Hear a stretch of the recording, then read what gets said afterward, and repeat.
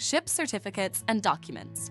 This chapter explains the certificates, documents, inspection reports, records, and publications that a ship must carry and maintain in order to trade legally, safely, and commercially. Its main message is that ship documentation is not only a legal requirement, but also a central part of ship management, chartering, safety, port state control readiness, insurance, and commercial reputation. 1. Purpose and importance of ship certificates. The chapter begins by stating that every ship must carry all certificates and documents required for its operation and trade.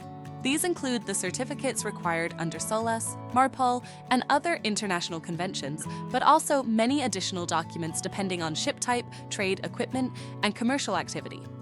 Examples include test certificates for mooring ropes and wires, lifeboat fall wires, compressed air breathing apparatus bottles, and tanker inspection reports such as SIRE or CDI reports. Certificates are constantly updated and must be carefully inspected. Out-of-date or obsolete documents should be removed, and preferably destroyed, so that they cannot be used by mistake. This is important because expired or incorrect documents can create legal, operational, and commercial problems for the ship. A key rule explained in the chapter is that certificates issued to a ship should be original documents kept on board. The main exception is the company's Document of Compliance, or DOC, under the ISM code because the DOC belongs to the company rather than to the ship. Therefore, a copy may be carried on board.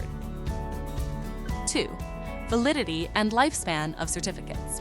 The chapter states that no certificate should have a lifespan longer than 5 years. The 5-year period begins from the completion date of the relevant survey or audit. Sometimes certificates may appear to contain extra time beyond 5 years, but this is only to allow the ship to continue trading until the next survey or audit is completed. When the new certificate is issued, its cycle normally returns to the expiry date of the previous certificate, so there is no real advantage in delaying renewal. The chapter also connects certificate validity with charter parties. Many charter parties include clauses requiring the ship to maintain a complete and valid set of certificates throughout the charter period. If the ship fails to do so, the charter party may become void. This shows that documentation is not simply administrative, it directly affects the vessel's earning ability. 3. Main references for required certificates. Ship managers are advised to consult several sources to ensure that a ship carries all required certificates and documents.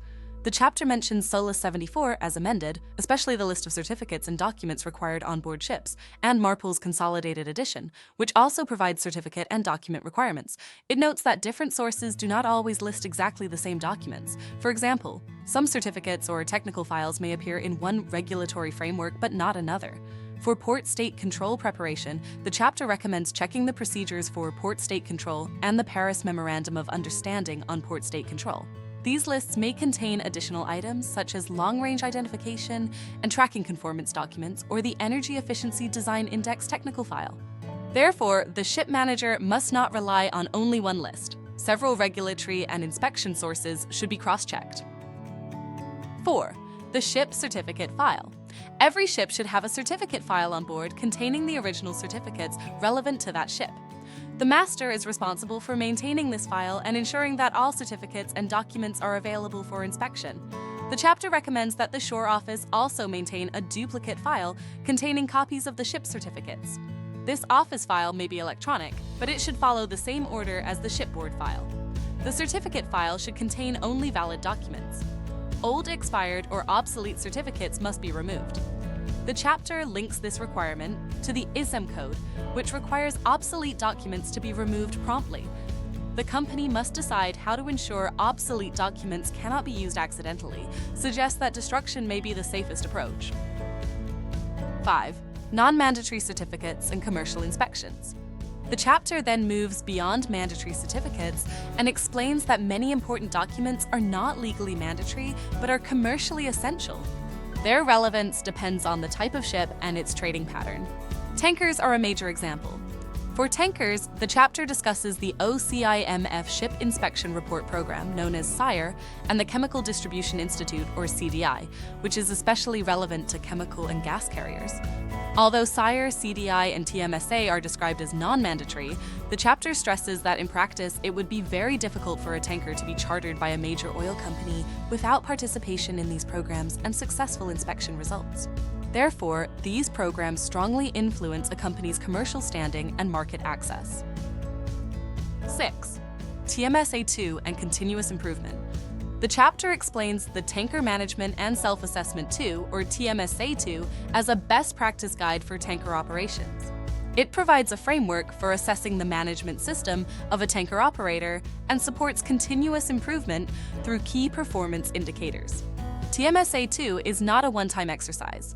It is intended as an ongoing process through which performance can be measured, compared, and improved. The chapter lists 12 main TMSA elements, including management and leadership, recruitment and management of shore and vessel personnel, maintenance standards, navigational safety, cargo and mooring operations, management of change, incident investigation, safety management, environmental management, emergency preparedness, and measurement and improvement. Although designed for tankers, the ITWAS notes that the same approach could also be useful for other ship types. 7. Offshore vessel inspections and OVID. For offshore vessels, the chapter discusses the Offshore Vessel Inspection Database, or OVID. OVID was developed by OCMF as a voluntary inspection and reporting system for offshore vessels, broadly inspired by the SIRE format, but adapted to the different processes of the offshore industry. Its purpose is to provide a reliable web-based inspection tool and database supported by trained and accredited inspectors. OVID allows inspection reports and vessel particulars to be shared with participating members, which can reduce repeated inspections and speed up chartering assurance checks.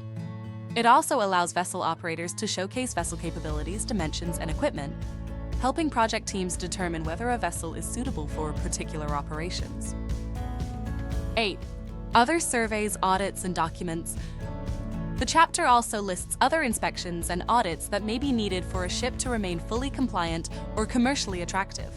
These include class surveys and certificates of class, cargo inspections, charter inspections, on-hire and off-hire surveys, P&I club inspections, hull and machinery insurance inspections, and ISO audits related to quality, environmental management, and occupational safety and health. Any deficiencies, nonconformities, defects, or malfunctions found during these inspections must be corrected and documented. This creates a paper trail or electronic record that provides objective evidence that problems have been resolved. 9. Navigation publications and voyage planning. The chapter highlights that safe navigation also depends on proper documentation. Before each voyage, the master must ensure that the route is planned using adequate, appropriate, accurate, complete, and up-to-date charts and nautical publications. These may be electronic or paper-based. SOLAS Chapter 5 is referenced to emphasize that charts, sailing directions, lists of lights, notices to mariners, tide tables, and other necessary nautical publications must be adequate and up-to-date. Keeping these materials updated is described as a major task, and the chapter notes that many companies use specialist chart service providers to ensure automatic updates. 10. Retention of records and documents. The chapter distinguishes between keeping certificates for inspection and retaining completed records for mandatory periods. Different flag administrations may have different retention requirements. It explains that certain record books and documents must remain on board for a required period before they can be removed. If they relate to an ongoing claim, they should be kept until the case is resolved. Examples include deck logbooks, engine room logbooks, official logbooks, bridge and engine movement books, oil record books, garbage record books, cargo temperature logs, bilge sounding and pumping records, GMDSS logbooks, safety committee meeting minutes, familiarization records, material safety data sheets, and permit to work records. 11. Appendices and sample certificates. The appendices provide examples of real certificate formats supplied by the Liberian Registry. These include a permanent certificate of registry, interim and full-term documents of compliance, interim and full-term safety management certificates, interim and full-term international ship security certificates, and a declaration of maritime labor compliance Part 2. The visual certificate samples help readers understand the layout, wording, endorsements, validity sections, and official structure of maritime certificates. Overall conclusion. The chapter's overall message is that certificate and document control is one of the ship manager's most important responsibilities. A ship must carry valid original certificates, maintain accurate and current files, remove obsolete documents, prepare for port state control, satisfy charter party requirements, support inspections and audits, and retain records according to company and flag state requirements. Proper documentation protects the ship's legal status, supports safe operation, improves commercial credibility, and provides evidence of compliance when inspected.